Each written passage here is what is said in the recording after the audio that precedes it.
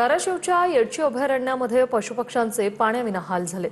जिल्ह्यात तापमान 41 अंशावर वन विभागाकडून पाणवठ्यांमध्ये पाणी टाकण्यास हलगर्जीपणा होत असल्याचा आरोप होतोय।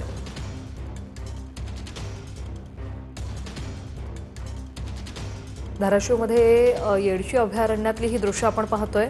पाणी नाहीये, त्यामुळे पशुपक्ष्यांचे देखील हाल होत चाललेत। तापमानाचा पारा जो आहे तो वाढतच चाललेला आहे। उन्हाची झळ जी आहे ती सामान्य माणसांप्रमाणे पशु पक्ष्यांना देखील बसलेली पाहायला मिळते।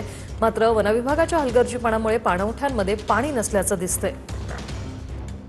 धाराशिव जिल्ह्यामध्ये 40 पार टेम्परेचर गेलेलं आपल्याला पाहायला मिळतंय। आपण आता येडशी येथील अभयारण्यामध्ये आहोत। जवळजवळ 2200 हेक्टर वरती हे अभयारण्य जे आहे ते पसरलेलं आहे।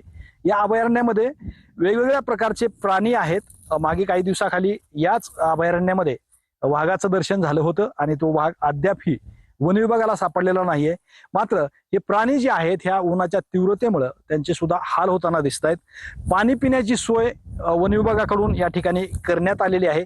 आपण जर पाहिलं तर या ठिकाणी पाणवठा पाहायला मिळतोय। मात्र ह्या पाणवठ्यामध्ये पाणी जे टाकण्यात आलेलं आहे ही पाणी कधी टाकलेलं आहे ह्याचा अंदाज आपल्याला लागत नाहीये।